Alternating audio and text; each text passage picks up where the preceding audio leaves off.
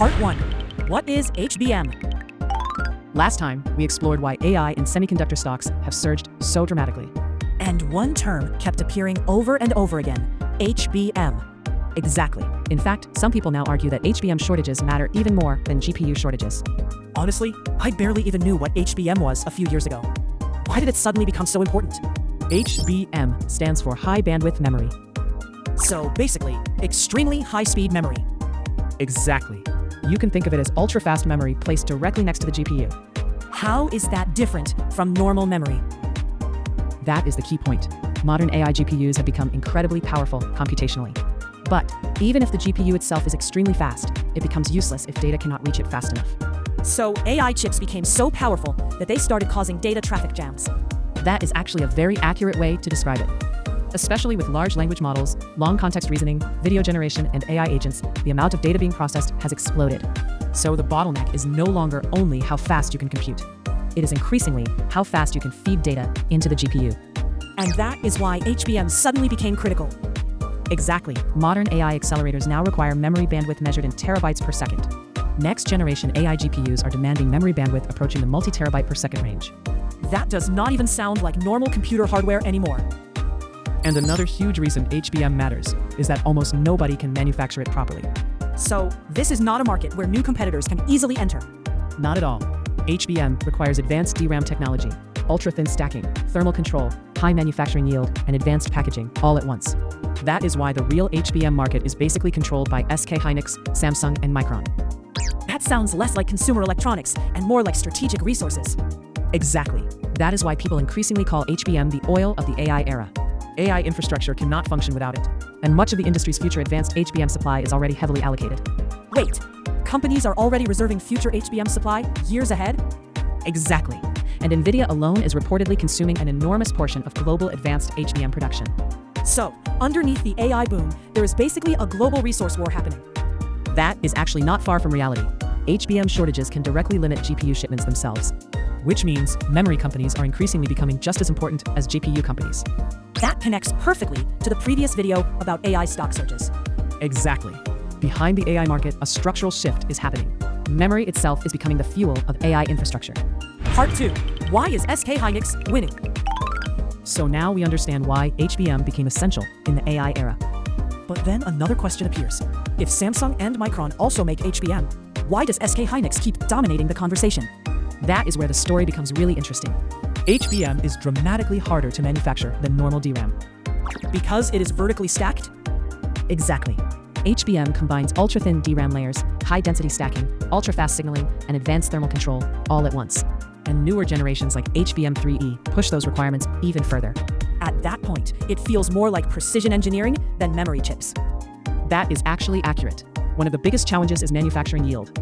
Meaning defect rates. Exactly. Because HBM stacks multiple layers vertically, a failure in one layer can ruin the entire stack. And AI GPUs generate enormous heat, making thermal stability critical. So, AI memory is not just about speed anymore. It is also about surviving extreme operating conditions. Exactly. Mass-producing high-quality HBM at high yield has become one of the hardest manufacturing challenges in semiconductors. Samsung used to feel untouchable in memory. And overall, DRAM leadership-wise, Samsung has historically been dominant.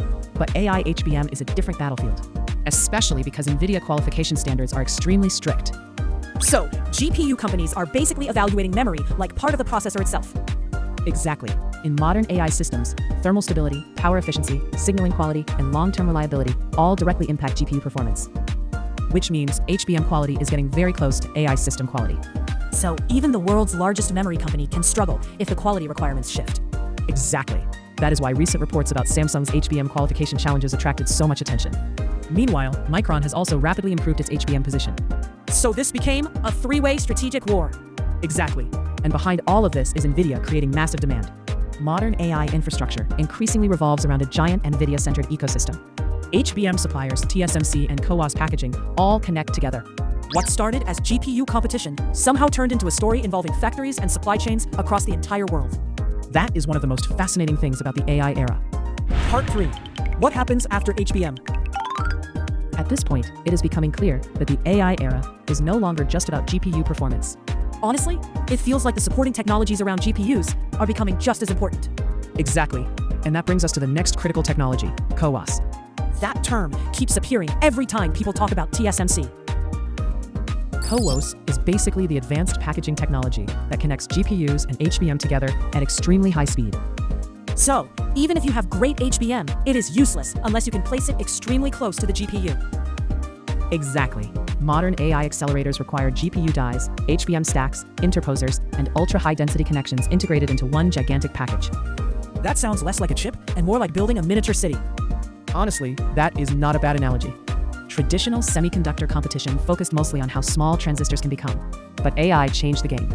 Now it is increasingly about how efficiently you can stack and connect everything together.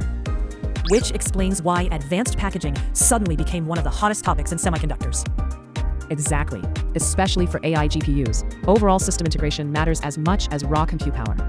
Recently, CoWoS capacity shortages have become a major industry bottleneck because AI demand is so strong. So the AI industry now has GPU shortages, HBM shortages, and CoWoS shortages, and they are all connected together. Exactly. That is why TSMC became so overwhelmingly important in the AI era. At this point, AI feels less like software and more like a gigantic industrial complex. That is actually very close to reality. Older internet eras focused mostly on apps, cloud services, and social platforms. But modern AI depends on semiconductor fabs, power grids, cooling systems, global supply chains, and hyperscale data centers all at once. And HBM sits right in the center of all of it. Exactly. HBM is no longer just memory. It is becoming the fuel that allows AI performance to exist at all. That is why people increasingly call it the oil of the AI era. And now, the previous video about AI stock surges makes even more sense. The market is not just buying AI software. It is buying the infrastructure of an entirely new technological civilization.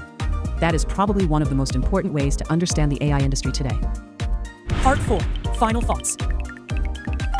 At first, I thought HBM was simply memory next to the GPU. But now it feels like one of the foundations of the entire AI industry. Exactly. And what is really fascinating is this. The AI era is no longer only about raw computing performance. In older semiconductor generations, competition was mostly about who could build the fastest processor. But AI changed the rules. Modern AI requires GPUs, HBM, CoWoS, electricity, cooling, and data centers all functioning together simultaneously. And if even one bottleneck fails, the whole system slows down. Exactly. That is why today's AI race is not only about who has the smartest AI. It is increasingly about who controls the bottlenecks. Now I understand why people compare HBM to oil. Exactly. And as AI expands into AI agents, video generation, robotics, and physical AI, the demand for AI infrastructure may continue growing dramatically. So what is happening now is not just another semiconductor boom. It is the construction of a new AI civilization. That is probably very close to the truth. Let's continue exploring the world of AI semiconductors together in the next video. Thanks for watching today's video. See you next time.